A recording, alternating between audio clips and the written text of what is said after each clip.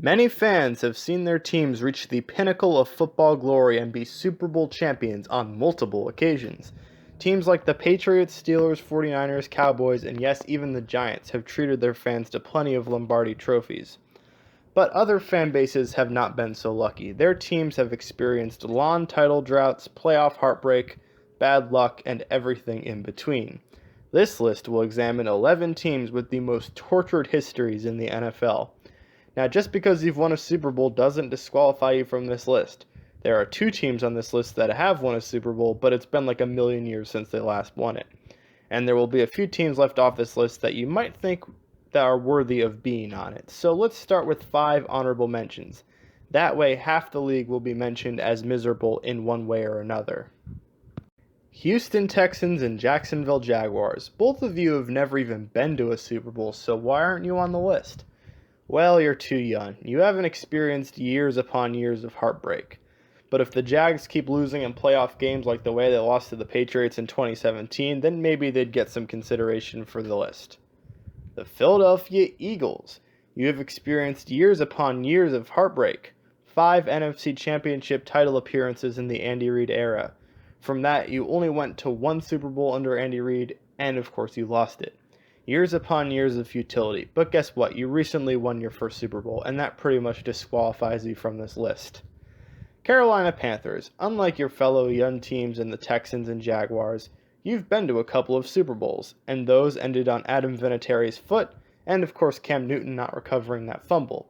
So it was pretty heartbreaking, but again, you're a young franchise. You haven't dealt with torture nearly as long as the teams that actually did make this list. Tampa Bay Buccaneers, an 0-26 start for your franchise. Not to mention you have by far the lowest all-time winning percentage of any team in the NFL. You have the second longest active playoff drought as you haven't made it since 2007. I heavily considered putting the Bucs on the list for all these reasons, but a somewhat recent Super Bowl win made me not do it. So now let's get to the teams with really miserable histories of losing. At number 11, we have the Tennessee Titans. This is a team that was founded in 1960 as the Houston Oilers, who were of course originally an AFL team, a league designed to compete with the NFL. The Oilers won the AFL's first 2 championships, and then they haven't won anything since. The Oilers were the league's laughingstock in the early 1970s, going 1-13 in back-to-back years. In the late 70s, though, they surged to relevance under quarterback Dan Pastorini and star running back Earl Campbell. However, they would lose back-to-back AFC Championship games to the Steelers, as they were simply a better team. Although people to this day dispute the results of the second game, considering the Oilers had an obvious touchdown ruled out of bounds. The early to mid-'80s was then filled with more futility and irrelevance until Warren Moon came along. He led the Oilers to 7 straight playoff appearances from 1987 to 1993, only to fall very short in all 7 of them. The most infamous loss, of course, was that 1992 AFC wildcard game against the Buffalo Bills and their backup quarterback Frank Reich. The Oilers had a 35-3 lead in that game and somehow managed to blow it. Forget 28-3 people, the Oilers were the original choke artists, and they spotted the Bills an extra touchdown than the Falcons spotted the Patriots. In 1997, they moved to Tennessee, and in 1999, they changed their names to the Titans. It seemed to work as the Titans had a magical 13-3 season. They won the wild card game off the famous Music City Miracle play and then advanced all the way to the Super Bowl. Of course, they came up 1 yard short. Their new offense, led by Steve McNair and Eddie George, complemented by their defense, led by Javon Kearse, seemed bound for glory, though. But Jeff Fisher's bunch could never go back to the Super Bowl, try as they may. In 2008, Kerry Collins, of all people, led the Titans to a 13-3 record when Vince Young was injured, but they got promptly eliminated in the first round despite their status as number 1 seed. It took them all the way until 2017 to get back to the playoffs, where they got crushed by the Patriots in the divisional round. No matter where in Oilers/Titans history we're talking about, they are always 1 yard short. At number 10, we have the Kansas City Chiefs. Chiefs fans may disagree with how low I'm ranking their misery, but hey, you guys got Patrick Mahomes for the next 10 to 15 years, so I am prospecting a little bit here. And we can't necessarily say you're ringless either. The Chiefs started in the AFL as the Dallas Texans, where they won the 1962 AFL Championship. Then, literally the year after they won a title, they moved to Kansas City. They made the first Super Bowl and got crushed by Vince Lombardi's Packers, but eventually went on to win Super Bowl IV. Spoiler alert, they've never made it back to the Super Bowl ever since. In 1971, they certainly tried, making it to the AFC divisional round against the Dolphins, only to lose the longest game in NFL history. It went 7 minutes into double overtime. They were practically the ghost of the NFL for almost 2 decades after, only making the playoffs once between 1972 and 1989. But under coach Marty Schottenheimer, they ascended to relevance in the 90s. Having an elite defensive player like Derek Thomas helps, as does the Nigerian nightmare Christian Okoye, as does a past his prime but still Joe Montana. Still, the furthest they would make during this stretch was the AFC Championship in 1993, where they got crushed by the Bills. Between 1995 and 2005, the Chiefs only had 3 playoff seasons, but they seemed Super Bowl bound in all 3 of them. In all 3, they went 13-3, only to get eliminated in the first round. The number 1 seeded Chiefs faced the underdog Colts in 1995, only to lose 10-7 because their kicker missed 3 field goals in the game. In 1997, they were again the number 1 seed and again went one and done, this time 14-10 against the divisional rival Broncos. They ended the game by having a 4th down pass to the end zone just batted down. That's how you lose. In 2003, it was the Colts who knocked off Trent Green and the number 1 seeded Chiefs, this time in an offensive game. Tony Gonzalez, I feel sorry for you, man. Andy Reid has brought this team back to relevance since he took over in 2013, but it has come with plenty of playoff choking. Blowing a 38-10 lead to the Colts here, blowing a 21-3 lead to the Titans there, Eric Fisher's holding here, clock mismanagement against the Patriots there, and of course we have the most recent heartbreak in the AFC Championship. Ridiculous roughing the passer call on Brady, Dee Ford lining up off sides, and the fact that Mahomes never got a chance in overtime. At least with Mahomes at the helm, it looks like your title drought might end soon. Keyword is might. At number 9, we have the Chicago/St. Louis/Phoenix/Arizona Cardinals. Unlike many other teams on this list, they won't make the playoffs only to let you down because they barely make the playoffs at all to begin with. That's actually kind of why I put them lower on this list. Why have high expectations when you can have no expectations at all? The Cards are actually one of the league's most historic franchises, but they haven't won a title since 1948, when they were located in Chicago. From 1949 to 2007, almost 60 years, they made the playoffs 4 times. They were truly the NFL's invisible team. Why do you think they relocated twice and changed their names 3 times? They were irrelevant, but boy did they want to become relevant. Throughout much of the 60s and 70s as the St. Louis Cardinals, they had one of the league's better quarterbacks in Jim Hart, and in the 70s, one of the league's better coaches in Don Coryell. But they had little talent around them and only had 2 playoff berths to show for it. They lost in the divisional round both times. They were gifted a playoff berth during 1982's fluky NFL strike season, where they proceeded to get crushed 41-16 to the Packers. They moved to Phoenix in 1988 despite playing in the NFC East because, why not have to deal with cross-country flights to Philadelphia, New York, and Washington every year? They rebranded in 1994 as the Arizona Cardinals instead of Phoenix, presumably to attract more fans. Well, in 1998, Jake Plummer and his boys were a 9-7 wildcard team. They upset the Cowboys in the wildcard round to get the franchise's first playoff win since 1948. In other words, it had been 50 years. Then in the divisional round, they were blown out by the Vikings. Over the next 10 years or so, the franchise's only memorable moments were Nate Poole's touchdown to knock the Vikings out of the playoffs. Season's on the line. 2 receivers left and right. McCown takes the snap. He steps up. He's all by himself. Fires into the end zone. Caught! Touchdown! No! No! The Cardinals have knocked the Vikings out of the playoffs. I believe it was caught by Nate Poole. He's being mugged by his Cardinal teammates. They're Minnesota Vikings crying on the field. And Dennis Green's press conference rant. The Bears are who we thought they were. And that's why we took the damn field. Now, if you want to crown them, then crown their ass. But they are who we thought they were, and we let them off the hook. But in 2008, veteran quarterback Kurt Warner, who had pretty much seen it all in the NFL, led the Cards on a surprise Super Bowl run. With Larry the Legend Fitzgerald by his side, they went 9-7 and snuck into the playoffs. They made it all the way to Super Bowl 43, only to lose in heartbreaking fashion to the Steelers in one of the best Super Bowls ever played. In my opinion, the best Super Bowl ever played. Larry Fitzgerald's touchdown catch was heroic, but damn did it give Pittsburgh too much time to respond. And they won. They followed that up in 2009 by getting crushed by the Saints in the divisional round 45-14. Kurt Warner retired, and it was back to the quarterback carousel for a few years. And then some stability. Some returned in the Carson Palmer, Bruce Arians era. 2 playoff seasons, including a great run in 2015, only for them to lose 49-15 in the NFC Championship to Carolina. Damn. Can Kyler Murray return this franchise to relevance and do so for more than 2 seasons? Can Cliff Kingsbury do that?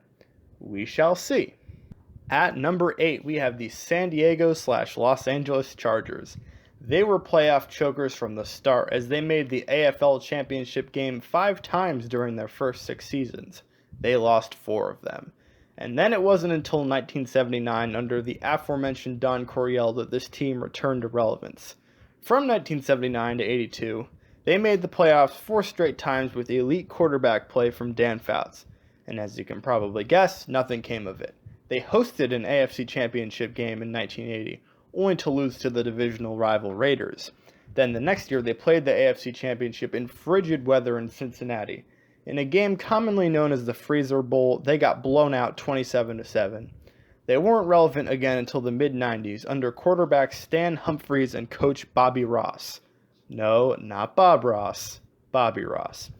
Of course, defensive end Leslie O'Neal and legendary linebacker Junior Seau helped too.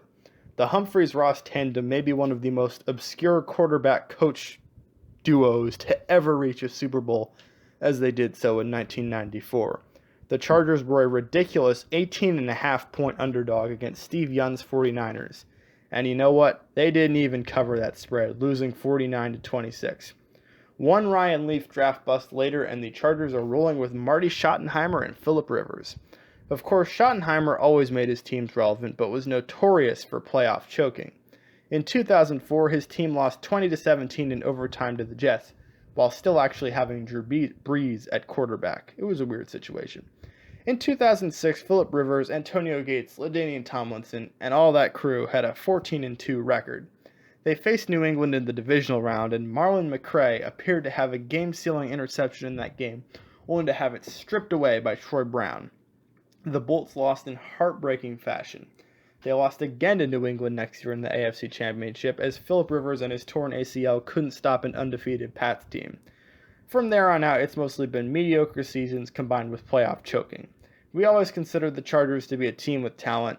They just can't pull it together. Perhaps 2019 is the year with Rivers, Anthony Lynn, and that elite defense. Nope, they'll probably just find a way to charger it all up. After all, they certainly did that with their egregious move to Los Angeles. At number 7, we have the New York Jets. Playing in the same division as the Patriots is tough enough. But when you consider all the heartbreak the Jets had to endure before the Brady-Belichick era, it makes things even worse. In 1968, their first playoff appearance, they upset the Colts in Super Bowl III in stunning fashion.